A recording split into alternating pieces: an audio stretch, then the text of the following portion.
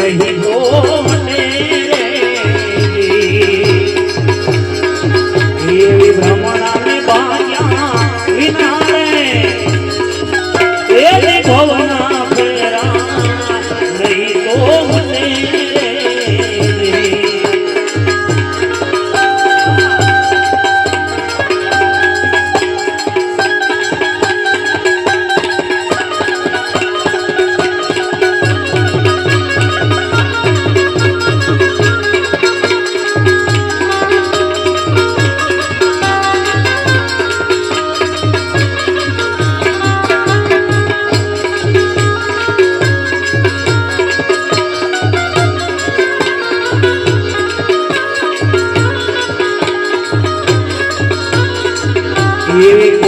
कोयल ने कागर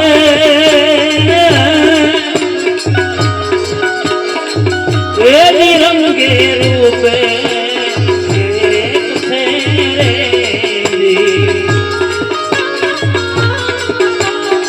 पण कोयल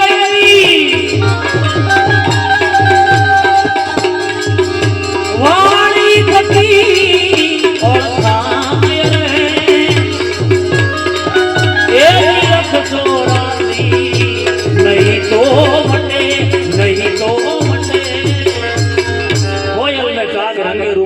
પણ કોયલ એની વાણી થકી ઓળખાય.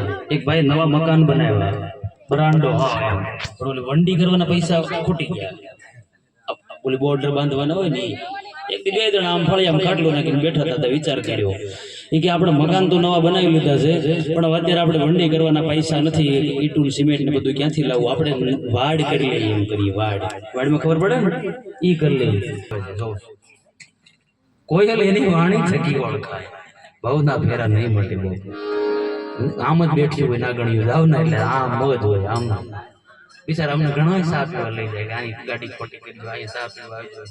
આમ ઓસરિયા ચડીને તો આપણે એમ થાય બે ત્રણ મરણ હારે થઈ ગયા એવા મોટા થતા. હું જાય સાફ પીવા વિચાર તો કરો. આ જંતીભાઈ ખરેખર મને જમાડ્યો છે પણ એ ભાવ પ્રેમ મારે આ મને બહાર પહેરાવતા હતા અને આરતી ઉતારતા હતા. અહીંયા પગે સાંડલા ગરમ કરે કે અહીંયા કરે મારા વાલા હું કાંઈ એ ભાવ તો સન્માન માનનો ભૂખ્યો નથી. પણ આજ તમારા ભાવને લાખો સલામ છે. બહુ એ હોય ને બાબુ તો ઠીક. બંગલામાં હું એમ કહું છું ઝૂંપડામાં ગીર ગાય શોભે પણ બંગલામાં કૂતરી ન શોભે. ભલે ઝૂંપડામાં રહેતા હોય બાબુ, ઝૂંપડામાં ભલે આમ ઝૂકીને જીવવું પડે એનો કોઈ વાંધો નથી. પણ એ પ્રેમ, એ ભાવ, એ લાગણી, એ વિશ્વાસ, એ ભરોસો બાપુ ઈ જ્યાં હોય ને ત્યાં ભગવાનને ભૂલવું પડવું પડે એને જવું પડે ને. 250 આશ્રમ હતા પંપાર સરોવરના કિનારે. કેટલા? 250. ક્યાંય રામ ખોટી નથી થયા, ક્યાંય નહીં. ઓમ હવન લબાડી કરવા વાળા, એમ નમ સ્વાહાન, ઓમ નમ સ્વાહાન, એવા બધા હિમ ક્રીમ નાશ ક્રીમ ને બધા હતા. પણ એ ક્યાંય મારો નાથ ત્રણ ભુવનનો નાથ બાપુ ખોટી નથી થયો. એને ડાયરેક્ટલી સબરીની ઝૂંપડી ક્યાં હતી ત્યાં જ લીવર માર્યું. એ ન્યા જવાના ત્યાં હું કામ ગયા હતા એ કોઈ ખબર હતી? પંપા સરોવરનો કિનારો બાપુ સબરીભાઈ સવારમાં ઉઠીને વહેલા ઉઠીને આખો કિનારો વાળી નાખતા. કોઈ ઋષિ મુનિ અહીંયા હાલે તો એને કાંટો કાગરો વાગે એટલે વાળી નાખતા. આપણા આંગળી નથી વાળતા. અને એક દિવસ કંઈક આમ વાળતા હતા અને ઓલો કાકરો હતો ને એ ઋષિ મહારાજને હાવણા ઠેકવે ચડીને અડી ગયો. કાકરો અડ્યો તો સબરીભાઈ તો અડ્યા નહોતા. કોઈને વાંચવું તો વાંચી લેજો, આ પુરાવાની વાત છે. કાકરો અડ્યો ને ઇલેક્ટ્રિક શોર્ટ લાગે ને એમ સમજ્યા. શોર્ટ લાગે તો એમ થયું હે કે મને અત્યારમાં ભડાવી માર્યો, મને વટલાવી માર્યો. માતંગ ઋષિની ગેરાજ તો એમ હોત ને બોલી ગયા કે એકને વટલાવીને મારી નાખ્યો, હવે આખો પંપા સરોવરનો કિનારો ભડાવો થઈ આવું બોલવું. એમ કરીને એની રીતે ડિજિટલ ભાષામાં એ જે કળ નહોતો એ કળ ની ગાળી દીધી. એ જેવું જે કંપની નહોતો ને એ કંપની એને દઈ દીધી. પણ પાછો નથી અહીંયા આવ્યો ને તો પંપા સરોવરનું નીર બગડી ગયું. દુર્ગંધ મળ્યું મારવા. એટલું બધું પાણી બગડી ગયું કે એનું શરણામૃત તો ન લેવાય પણ એમાં આંગળી ન બોલાય. એટલી દુર્ગંધ મળી આવવાનું. મુજાણા જમાત મુજાણી ઇસકા ક્યાં કરે? શું કરવું હવે? બધું એને કરી લીધું. હોમ કરી લીધા, હવન કરી લીધા, ધુવાડો કરી લીધો, ધુવાડા બંધ બધાને જમાડી દીધા. પણ બાપો હરખો જ ન થાય કોઈ. ઈ પાણી સારું થાય કોઈ ન થાય.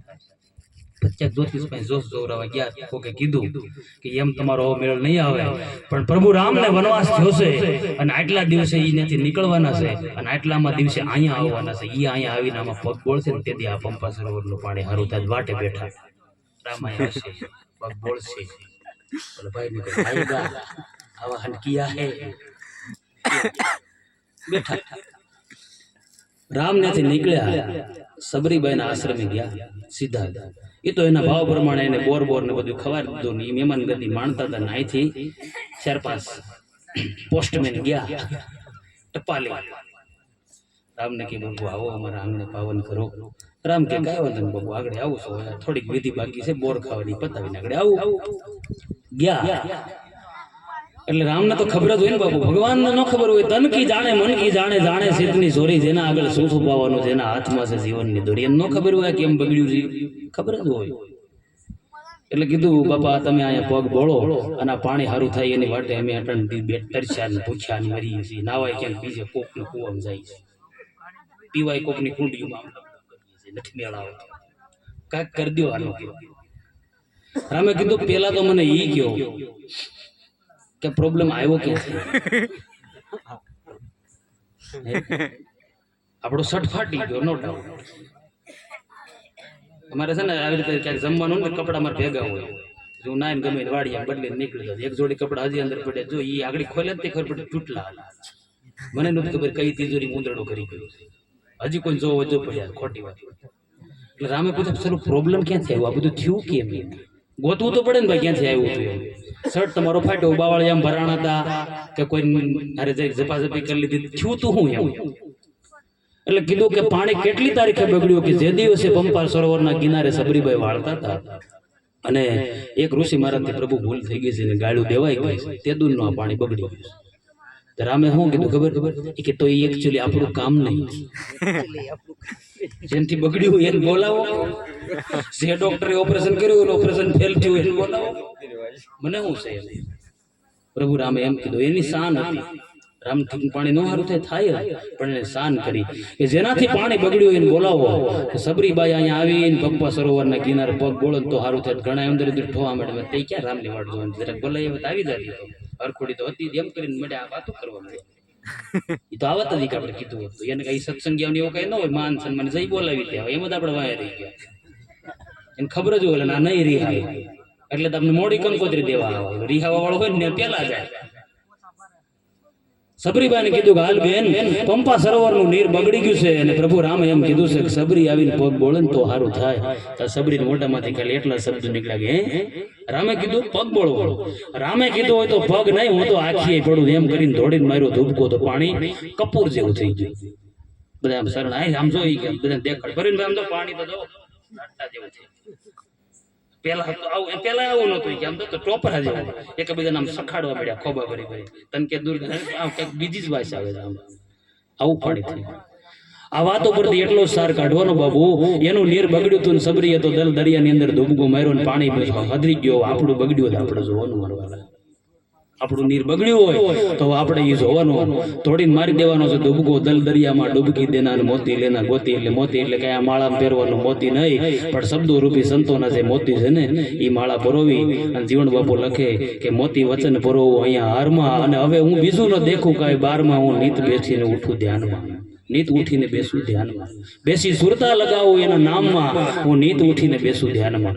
એટલે ઈ બાપુ કરવાનું છે. ભજન સત્સંગમાં જઈ લાભુ દાદા એવું કહેતા કે હું નથી ના પાડતો તમે ભવાઈ જોવાઈ જાજો, પણ ત્યાંથી ગુણ શીખી લાવજો. નથી જેસલ તોરલ નો આખ્યાન કરતા કરે જ છે ને, આપણે હું વાટ જોઈને બેઠા ડાગલી કઈ આવે એ આવીને આમ બે થલકા કરે ઈ વાટ જોઈને બેઠા, જવાનડા બેઠા હોય એનું મને દુઃખ નથી થતું, ભાભાવત બેઠા ઓલા તો પોઈન્ટ ન હોય બિચારો બેઠો એને ખબર નથી એટલે બેઠો. હવે આવડા છોકરાને હું ઠપકો દેવાનો તું ભોય બિચારા હજી એની એ જ નથી કે કોઈ સમજવા વાળા. તો પ્રહલાદ 12 વર્ષે ભક્તિ સમજી હતી પણ તો 100 વડીને જવાબ ફેરીને બેઠા ને અને ઓલું કાંઈક હવે શીખ્યા અહીંયાથી આમ રાખે, આમ ટેકો નો દેવો ને આમ જોતા વિચાર તો કરો. ડીજેમાં મન ફાવે એવા ગીત વાગતા હોય, નાતાઓ બેનો નાચતી હોય, આમ નેજવા કરીને જોતા હોય.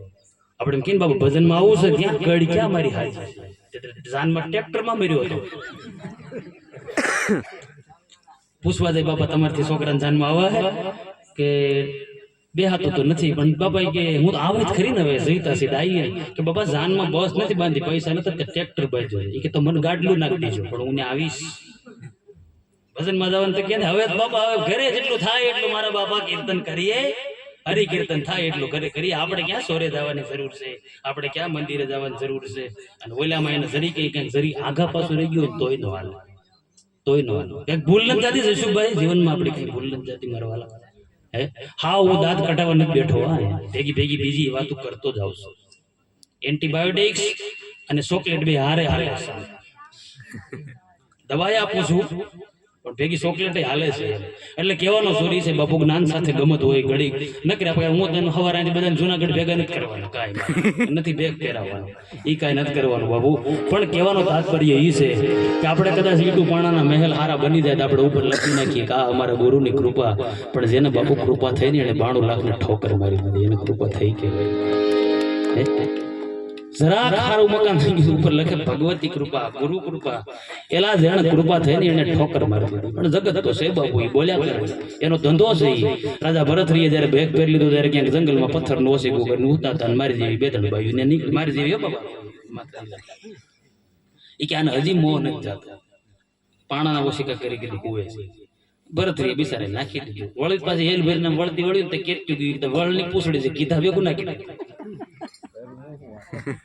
એમ છે કોઈ વાત તમે એને ભૂગો એમ નથી તમને ભગવાનનું ભજન એ કરે એમ નથી અને કરવાય દે કદાચ ને સ્થાન ભેદ કરો કે અહીંયા આપણે ભગવાનનું ભજન નથી કરવું હાલો જુનાગઢ છે ને અહીંયા કરતો એ જુનાગઢ કરે જ્ઞાન નહીં મળે હાલો મુંબઈ વ્યા જાય ન્યાય કરે હાલો સુરત વ્યા જાય નથી સુરત આજ ભજનમાં ગયું હોય અમારા પ્રોગ્રામમાં આવે હામ્યું બેઠ્યું જ હોય બધી અહીંથી અમે ગયા હોય ને કાઠિયાવાડથી એટલે એને એક દિહાડી પહેરી હોય બોલે ભાડે નહીં એમ બીજે દી જાય ભેળ ખાવા આજ ભજનમાં બેઠ્યું ચાલો ભેળ ખાવા તે ભેળ ખાઈને તો ભેળ નહીં માર્યું તું ભેળ નહીં ઓલે નહીં ભેળ્યો તે તો ભજન ન કર્યું ઓલો શાંતિથી કરતો એને ન કરવા દીધું આ ભેળ ખાઈને ભેળ્યો હું તમે હવે કેટલીક દુઃખની વાત છે આ બધી કેટલીક કરવી ને હવે થાકી ગયા છે હવે તો હું તો મને તો ભગવાન ખરેખર હું એને મને હૃદયની તકલીફ 2 વર્ષ પહેલા થઈ ગઈ હતી તેથી એટલો બધો ક્રેઝ નતો પણ મને હવે અત્યારે એમ થાય છે કે તેથી હાળું લઈ લીધું તો હવે મારી બીજી કંઈક રીતે મરી બીજી કોઈક વાત કરે બાકી જીવવામાં રસ નથી કેટલીક બળતરા યાર જોવાની બધું શું કરવાનું એમ અને છે ને આવલા જેવું છે કે તલ હોય ને તો એની ગુણ્યું ભરીને મૂકી દેવાય અને તેલ હોય ને તો એના ડબ્બા ભરીને મૂકી દેવાય હાનિયું 3 ટક ગંધાઈ જાય અધકસરું નહીં હારું બાપુ કા ન ખબર પડતી હોય ને હારું અને કા પડતી હોય હારું અધવિષયના મેળામાં રહીને એ નહીં હારું કોઈને કાંઈ કહેવાય નહીં એમ હાળું રહેવાય નહીં જવું કીધું કાંઈ થવાય નહીં એવા કંઈક પ્રસંગો આવે ને આપણે જરા કંઈક હમણાં દિવાળી આવે તો કોઈક ના પાડજો ફટાકડા ફોડવા લ્યો અમારી વાત ખોટી વાત કહેજો તમારા હગા છોકરાને ના પાડજો નહીં હાલ તમારું એમાં હાલશે નહીં હાલ નકર જો ફટાકડા ફોડવામાં ખતરો કેટલો ઓલો ફટાકડો ફોડતો ને એમ દિવાળી આમ બી કે ને પૈસા એના બી કે ને હું તો આમ અબત વાળી ધૂપ લઉં ધૂપ દઈને થાય એને ધૂપ સંભળાય મને એ ધૂપ સંભળાય એને કઈ મારી કરતા વધુ ન સંભળાય ફટાકડો એનો પૈસા એના બી કે ની આપણે સાંભળી લેવાનો આમ મજા લઈ લેવાની આમ આપણે બીજા 5000 નો ધોવાડો નથી કરવાનો એનો ધોવાડો આપણે જોઈ લેવાનો એને દેખાય એવું આપણે દેખાય એના અવાજ સંભળાય એવું આપણે સંભળાય બીજું છે શું એમાં જો કોઈક નીણું મજા આવે તો બાપા બાદ છે હોય તો ફૂટીને નવરો થઈ જાય છૂટો થઈ જાય કે છોકરો તો ફોડી નાખે તમે ના પાડશો તમારો મેળ નહીં આવે લગ્ન પ્રસંગની અંદર એવા હરામ વેળાના ગીતો વાગતા હોય હલકટો ગીતો વાગતા હોય એની અંદર છોકરા ડાન્સ ડિસ્કા કરતા મેં ઘણી મારી નજરે મેં એવી મમ્મીઓ જોયેલું છે મમ્મીઓ જા જાય કે જા શીખ કઈ ડિસ્કામાં મોકલે ધક્કા મારીને ધિકાર કહેવાય આપણી જિંદગીને દોડી પડી કહેવાય હું એમ કહું છું એ લાઈફની અંદર એવી પ્રોફેશનલ લાઈફ આપણે નથી જોતી મારવાલા હું તમને ફાયદો શું થાય એવું છે બિનાનો એ કે અને પછી જ્યારે એના એ સમય પ્રમાણે એના રિઝલ્ટો આવશે